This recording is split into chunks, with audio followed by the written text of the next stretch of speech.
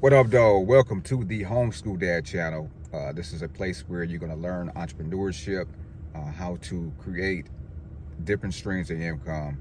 And in this video today, we're going to talk about non-emergency medical transportation, NEMT for short, and 5 things you should know before you get started in the non-emergency medical transportation business.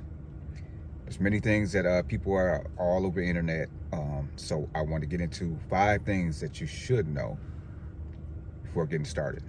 This channel does not promote or encourage any illegal activities. All contents provided by this channel is meant for educational purpose only. So if you're not familiar with NEMT, non-emergency medical transportation business, just so I can give you a direct insight of what it is, it's basically just like Uber, Lyft, taxi service, any of things of that nature. You're transporting people from one destination to another. And in a non-emergency or transportation business, you are paid a nice fee. I believe it's greater than Uber or Lyft. So if you're thinking about using your personal vehicle to make money, this will be the industry for you to get into, which is called, what we call it as non-emergency medical transportation business, mainly because you are transporting dialysis patients, people that go to the oncology, chiropractor, mental health, anything in the medical field. But I don't want you to box yourself into that particular category, because you also can transport people from the airport. You also can transport people to children from their home and to their school, and picking them up back from school and taking them back home. So there's many different ways that you can get into this transportation business and have a substantial amount of living, okay?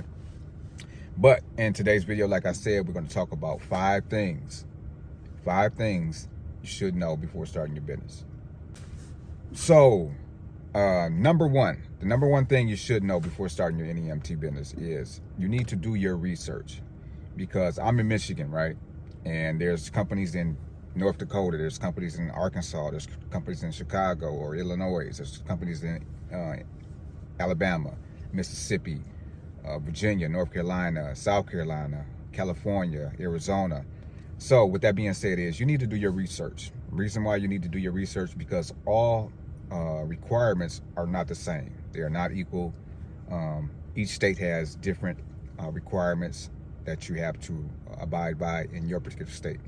So what you need to do is go to your state's websites. Google's going to be your best friend in this particular instance. So what I want you to do is think about Google and using Google as a tool for your business. And so what you're going to do is Google non-emergency medical transportation business startup in Michigan or in Texas.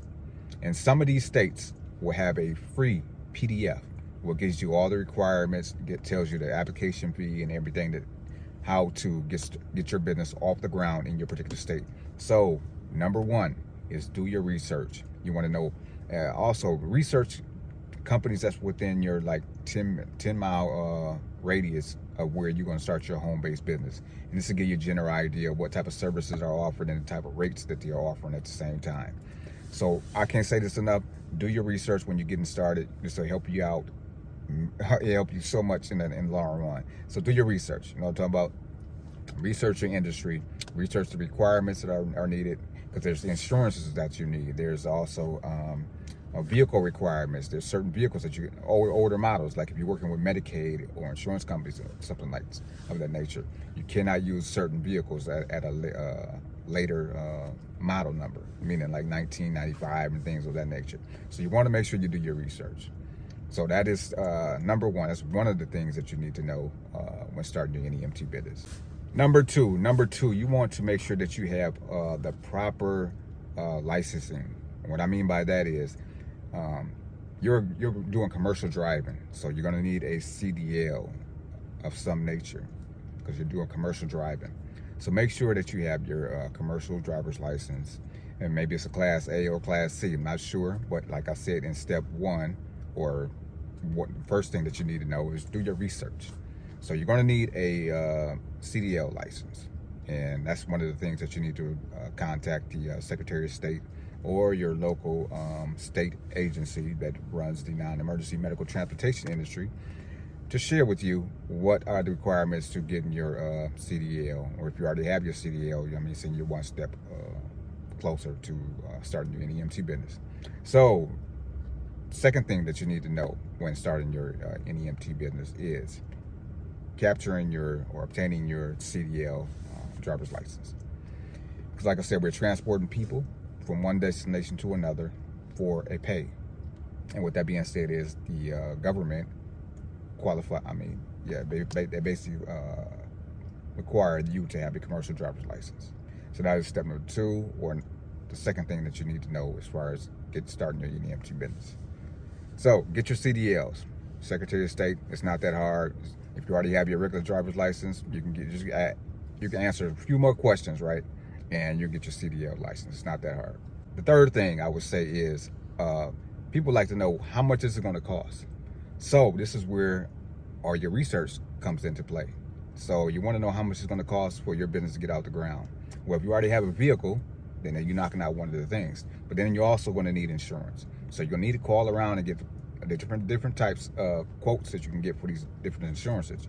You might have to have bonding insurance. You might have to have commercial liability insurance, general liability insurance, full coverage insurance. It all depends. So when you're doing your research in one of the things that you need to do, that'll determine to let you know in and about how much it is going to cost you to start up your NEMT business. Because it can be as little as $2,500, $5,000, right? There's a big difference between $2,500 and $5,000. So with that being said is, start doing your research and see what's required as far as getting your NEMT business off the ground. And so if you do require insurance, what type of insurances, and then what else do you need as far as business licensing and CPR certifications and your PASS, PASS acronym for, can't remember what the acronym is for, but you want to take that as well. So there are certain things that you need to do as far as you get started. So third thing was you know how much it's going to cost you, because there's an application fee as well. When you're filing for a business in the NEMT industry, there's an application fee, and the rule of thumb is usually around like $500 to like $700. Michigan, North Carolina, and different cities, states like that, about roughly around $630. So you want to know, you know what I'm saying, all that total number, you know what I'm saying, and that will give you an idea of how much it's going to cost for you to start your business up. So that is the third thing that you need to know when beginning your NEMT business. Hopefully, you understand about that. This information is going to help you, because I don't want you to go into this particular industry blindfolded. So, let's say that's the third thing you need to do is know how much it is going to cost for you to start. At number 4, the fourth thing that you need to know when you're getting started in the NEMT business, who is going to be your customer? Like, what is your ideal customer? Are you want to deal with people that's going to medical appointments, like such as dialysis patients? You want to do ambulatory, meaning you're like in a sport or vehicle or a minivan? Do you just want to do child transportation, or do you want to just do like airport runs, or do you want to do a mixture? You know, figure out who your client is going to be, and this can narrow down a lot of things. And then you also can niche it down. If you niche it down to like, I'm just going to do child transportation, then you know you're just going to be researching all the schools that within your, you know what I'm saying, your necessary demographics. So there might be like 4 or 5 elementary schools in your area, but then there's also maybe 2 junior high and high schools in your area. So that's all together maybe 10 schools. So then you know you have that amount of clients available, or at least the school's system will go. So figure out who your client, who do you want to be your ideal client. You want to know who are you going to be transporting. Some people like, I'm just gonna take up everybody. Well, it's not gonna really go that way. You know what I'm saying? It can go that way, but then you're gonna see yourself being overexhausted. So I would say the fourth thing is figure out who your client is going to be. And this can help you out in the long run. So with that being said, figure out your clients. I would jot down like saying, get you a notebook, you know what I'm talking about, and start putting, what I'm saying, this information down so you don't lose your train of thoughts. So that's the fourth thing that you need to do. Figure out who your client is, and so that gives you an idea of, what I'm saying, the type of patients that you're gonna be dealing with. Patients or just clients, period. So one of the, I guess the fifth thing I would say is, what is going to be your area of where you're going to be where you're going to be dispatched. Do you want to go no more than 10 miles outside of your home base? Do you want to go no more than 25 miles outside your home base? And then what is your hours of operation? Are you just a 6 a.m. to 6 p.m. or are you a more like a 4 p.m. to 10 p.m.? Like how are you going to structure your business?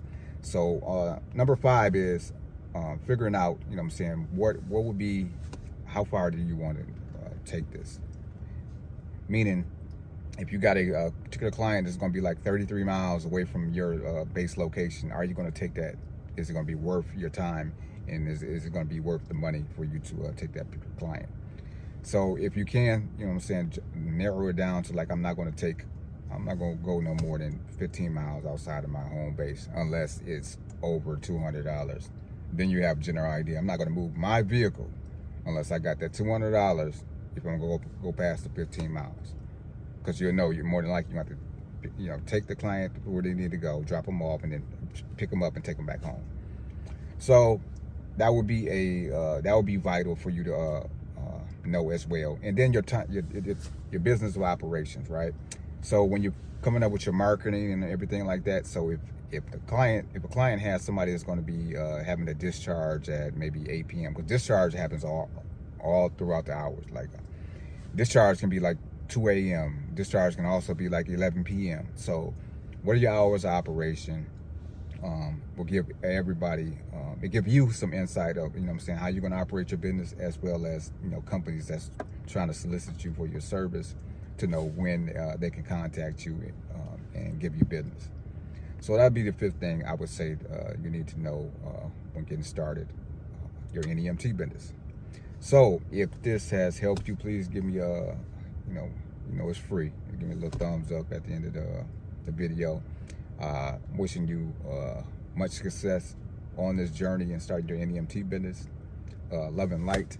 I appreciate all my subscribers that support the channel, and we plan on continuing to bring you videos every week on entrepreneurship.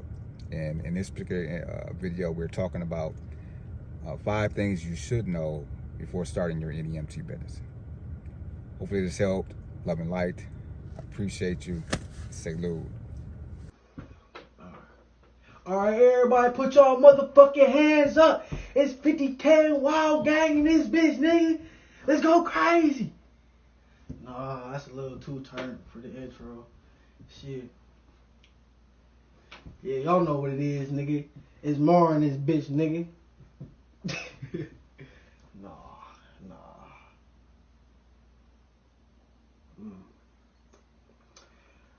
Hey, what up? What up, 734, nigga? This my motherfucking city, nigga. So we finna go crazy for y'all niggas real quick, nigga. We on that. No, that's like, that nigga like that. He like, damn, this nigga came out on tip already. Shit, I think that's a little too aggressive, shit.